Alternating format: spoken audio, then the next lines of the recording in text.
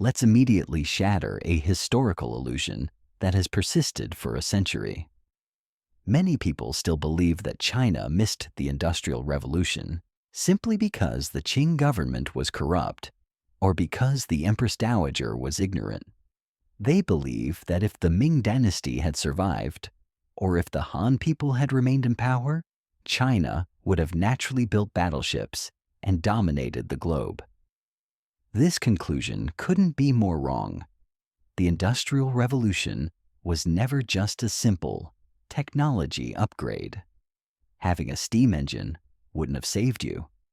It was a brutal operating system replacement. The underlying code of China's feudal dynasties for 2,000 years, whether Qin, Ming, or Qing, had fundamentally installed an antivirus software.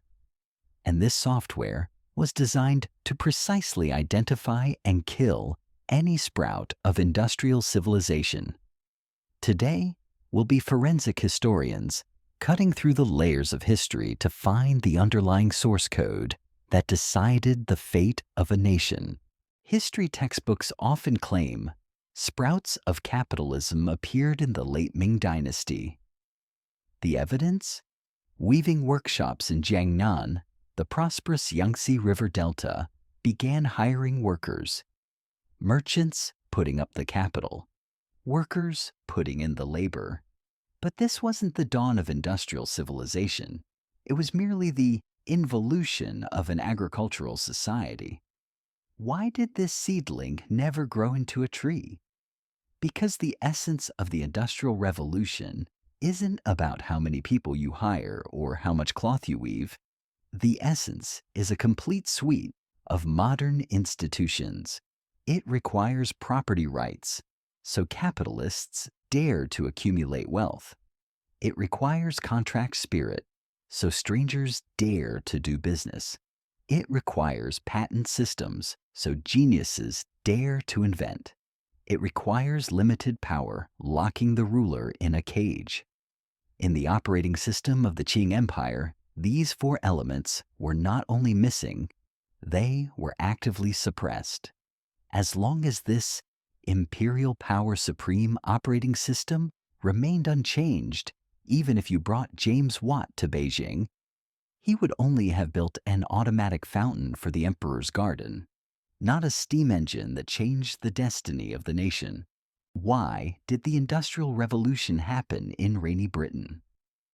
Because centuries before the steam engines roared, the British spent generations writing this source code with their blood.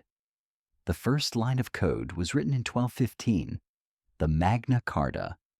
When a group of angry nobles held swords to King John's throat, they established a principle for the first time in human history. The king is subject to the law. Without a legal trial, the king could not arbitrarily strip any free man of his property. This sounds dry, but it is the cornerstone of capitalism. In China, all land belonged to the emperor, but in Britain, the wind may enter, the rain may enter, but the king may not enter. The second line of code was written in 1624, the Statute of Monopolies. This was the world's first patent law. It told every genius, if you invent new technology, the state will legally guarantee you the right to monopolize it. No one can steal your results. This is why Watt went bankrupt to improve the steam engine. He didn't do it for the welfare of humanity. He did it for profit. The patent system added the fuel of interest to the fire of genius. The third line of code was written in 1689, the Bill of Rights. After the Glorious Revolution, Parliament completely took away the king's power to legislate and tax. When a nation's elite class no longer needs to worry about their property being confiscated by the emperor and doesn't need to spend energy currying favor with those in power, they will invest every penny and every ounce of energy into that high-risk, slow-return field, technological innovation. Britain spent 400 years building this invisible foundation. Now, let's turn our eyes back to the East. What was the Qing Empire doing while the British were locking up power? They were doubling down on power. In Chinese feudal society, wealth was not a right, but a sinful hoard. No matter how much money you made, you were just holding it for the emperor. Shen Wansen, the richest man in the Ming Dynasty, was wiped out by the emperor over a mere pretext. Hu Shuiyan, the merchant king of the Qing Dynasty, saw his vast fortune vanish instantly because the Empress Dowager was unhappy. Hu Shuiyan's tragedy wasn't just personal. It was a microcosm of why commercial capital in China could never evolve into industrial capital. In such an environment, if you were a great merchant, would you do R&D? Would you make long-term investments? Absolutely not. You'd do two things. First, buy land to turn money into real estate. Second, buy an official title to seek the protection of power. This created a systemic deadlock. Because there was no rule of law, capital felt unsafe. Because it felt unsafe, capital had to attach itself to power for survival. The result was that capital constantly flowed back into land and bureaucracy, never entering industrial reproduction. Capital was like a frightened bird, never daring to build a nest in an environment where it could be slaughtered at any moment. Beyond institutions, the Qing faced an even more terrifying trap, the high-level equilibrium trap. To put it simply, labor was so cheap that machines were unnecessary. In the 18th century, China's population exploded past 300 million. For a modern nation, this is a demographic dividend. But for an agricultural empire, this is a demographic burden. Because there were too many people, life was cheap. Imagine you are a boss at a Yangtze River dock. You could hire hundreds of ragged boat trackers to pull your ship upstream for just a few copper coins, low-value currency. Why would you spend tens of thousands of silver taels, high-value currency, to buy an expensive, fragile steam engine that requires coal? Using humans was simply far cheaper than using machines. When the cost of labor is infinitely close to zero, any invention that saves labor has no economic value. This is why, when Watt's steam engines were roaring in Britain, the heavy panting of boat trackers still echoed on the docks of the Qing Dynasty. At the same time, these 300 million impoverished peasants were tied to the land, exploited until they had nothing left but a single pair of pants. They couldn't even afford salt, let alone cloth or industrial products. Without consumers, who would you sell industrial goods to? The Qing economy was a giant dumbbell. At one end, a tiny minority living in extreme luxury. At the other, the vast majority in abject poverty. The massive middle class that should have supported the Industrial Revolution simply did not exist. Finally, let's talk about the soft environment, the spirit of contract. Modern commercial society is built on contracts.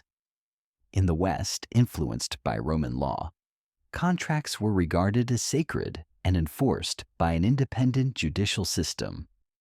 But in the Qing Dynasty, if you signed a contract with a Manchu noble and he breached it, where would you sue? The local magistrate?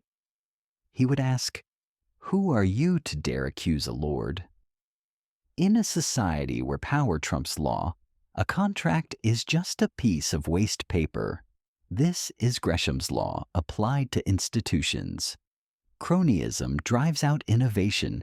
Power drives out technology. To survive, merchants had to pour tons of energy into public relations, bribery, and networking. When a nation's elite spends every day thinking about how to pick sides and please superiors, rather than how to improve efficiency and follow rules, the rational spirit required for an industrial revolution is long gone. By now, the answer should be clear. The Japanese saw this clearly during the Meiji Restoration in 1868. They knew that to industrialize, buying a few warships was useless. They had to adopt Datsu Aron, leave Asia, enter Europe. They didn't just learn technology, they adopted institutions, writing a constitution, protecting property rights, and establishing commercial law. It took them only 26 years to transform from an agricultural state into an industrial power. China, however, did not explicitly write citizens' lawful private property is inviolable into its constitution until 2004. This was nearly 800 years after the signing of Britain's Magna Carta. But it is precisely this institutional makeup class in recent decades that has created China's industrial miracle today. So, stop wishing the Ming Dynasty had lasted another 100 years. As long as the operating system remained unchanged, as long as the software was imperial power supreme, suppress commerce, and celestial empire arrogance. Whether the rulers were from the Zhou clan or the Aisin-Jioro clan, China would still have perfectly missed the Industrial Revolution. History has no what-ifs, only cause and effect. Industrial civilization is not a gift from the heavens. It is the highest reward for a nation's institutional civilization and rule of law. This is Civilization Unmasked. If you enjoy peeling back history's layers to uncover its core, please subscribe. See you in the next episode.